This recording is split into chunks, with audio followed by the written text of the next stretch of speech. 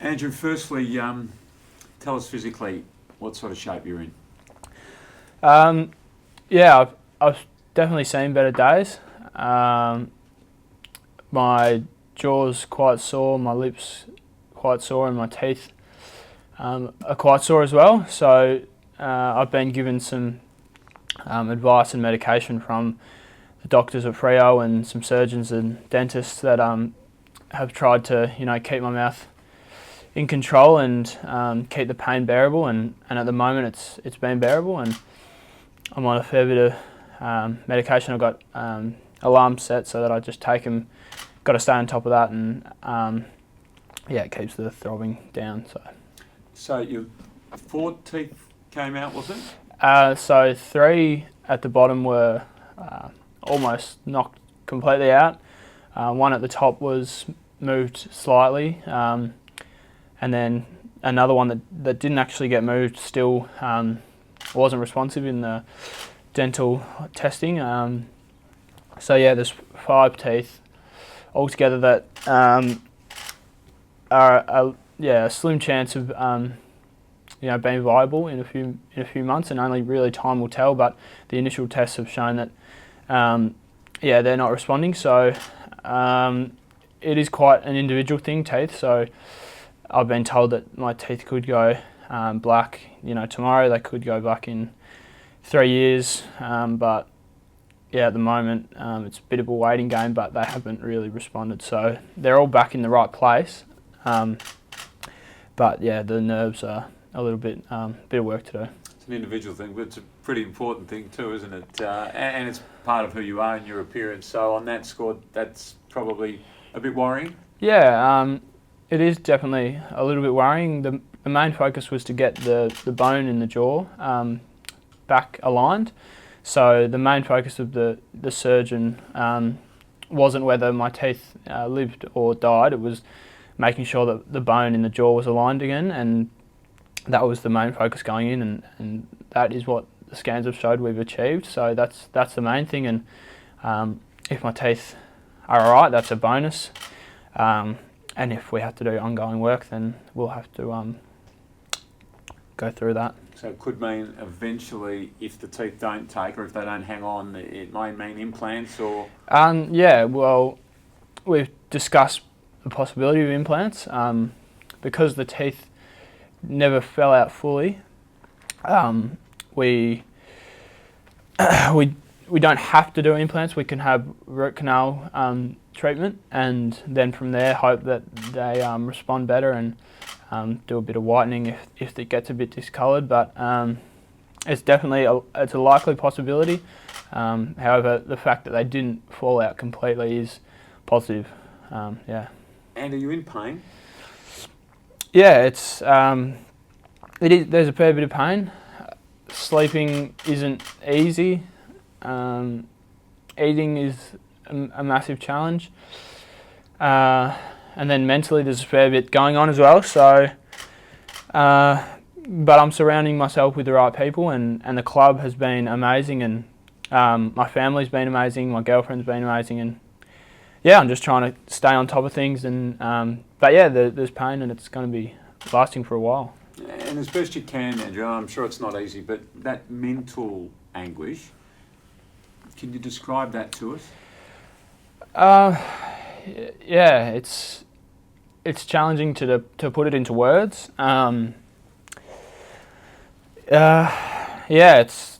going to, obviously I'm missing a fair bit of footy, the last 3 games and half of a game there as well. So from that aspect, that hurts for my career, and it hurts not being able to play. But it's more of the thing that's really hitting home for me is how I'm going to affect my family, and Mum is going to have to help me out in just getting through day by day. I've had a fair bit to do with the Starlight Foundation and have seen what some kids go through. So compared to that, it's really nothing. But it's going to be a challenging month, and I just got to try and stay on top of everything, and just try and be positive. And how are you eating at the moment, or how are you getting food into your body? So basically the teeth that are injured, aren't really supposed to be touching each other, so chewing isn't something I'll be allowed to do for really the next 4 weeks. So pretty much I've had smoothies, I've had soup, and we've been pureeing every meal that the family's been having. I've just been putting through a blender and drinking, and it still tastes like, very surprisingly, it still tastes like the same. And you close your eyes, and if you're having blended pasta, it still tastes like pasta, and if you're having blended roast, it still tastes like roast. But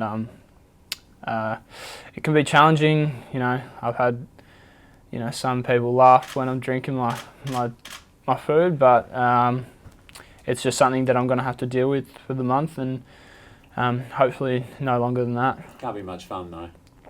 No, definitely it's not. I'd much rather be eating normally, and I'd much rather not be having to put protein into certain things, because our dietitian's worried I won't be able to get enough meat into my body and things like that. But as I said before, it's surrounding yourself with the right people, and my mum, for example, has been doing heaps of shopping and doing lots of research, and our dietitian has been amazing. And no, I wouldn't wish it on anyone, but it's something I've got to deal with and work through.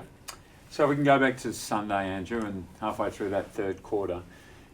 As best you can you talk us through the incident as you remember it? Yeah.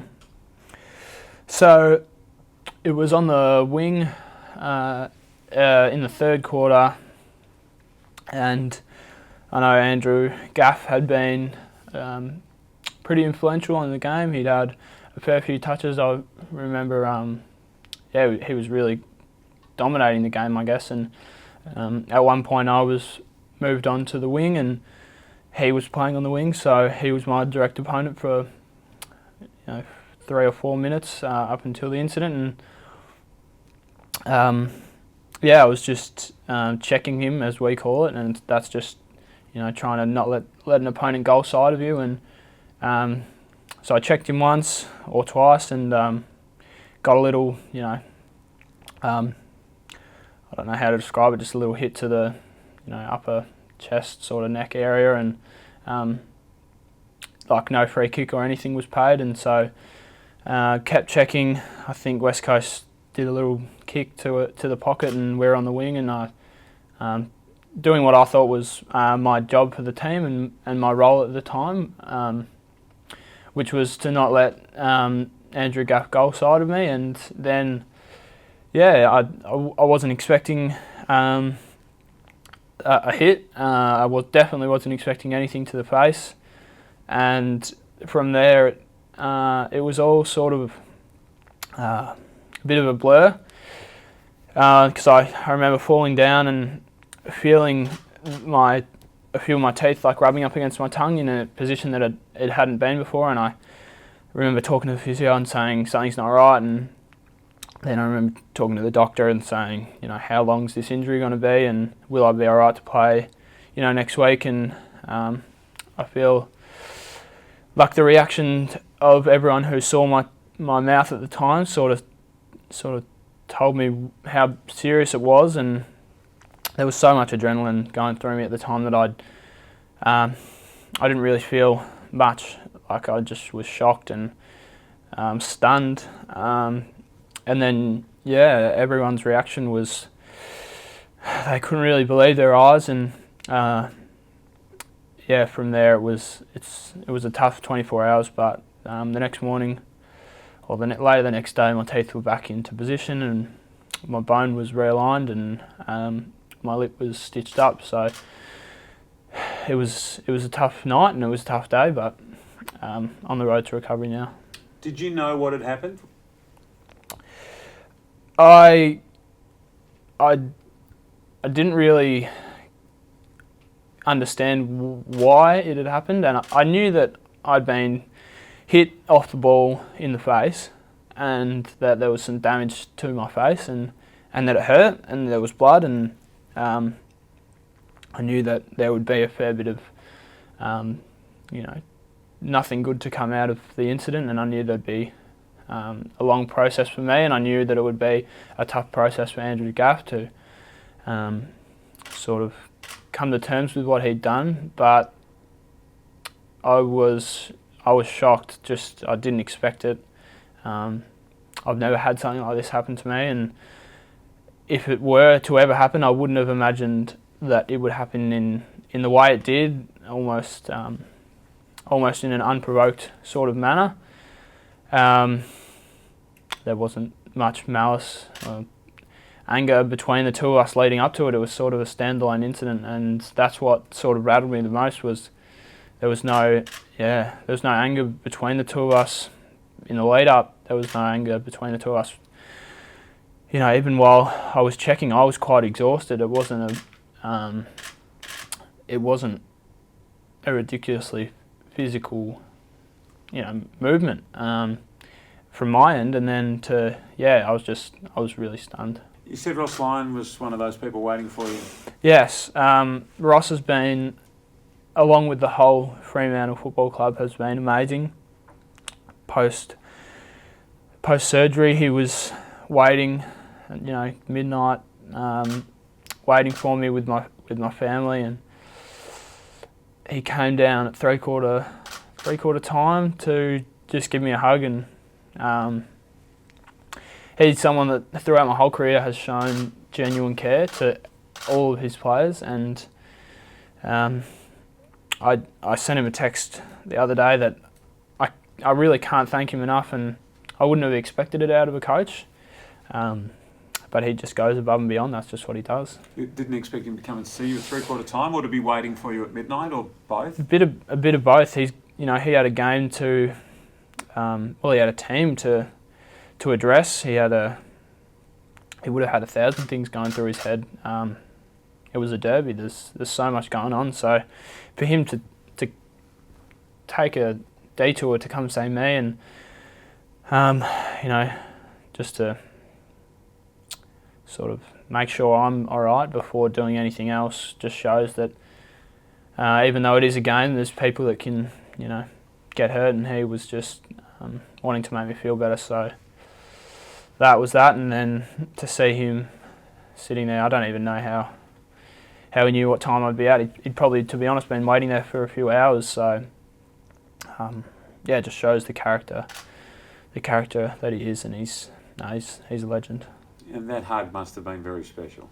Yeah, it was.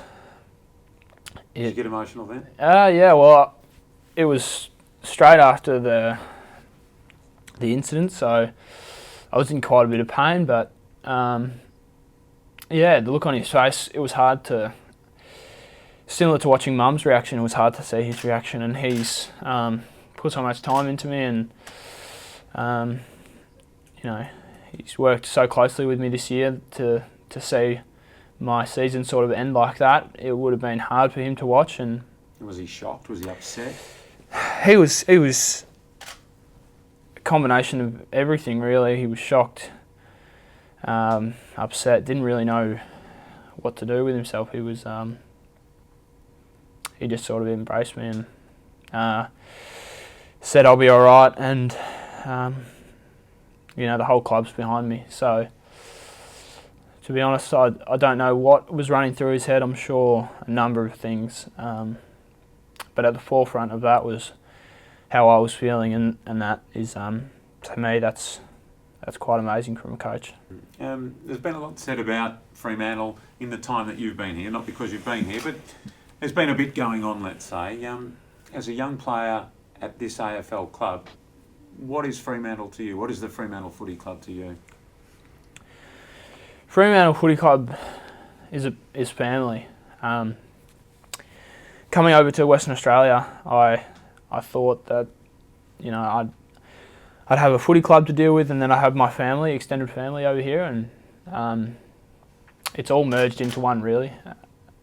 Every player out there, every coach, every staff member really has a tight-knit relationship with me in one way or another. And if we keep going along that path of building strong relationships and working together and working as a team, I've got I've got a strong feeling that in the next 1, 2, 3, 4 years, we will have some serious success at this club, and we've had an era where we were in finals and minor premiers, and I've got no doubt that that could happen if we keep down this path. And it's going to be a hard path. We're going to lose games.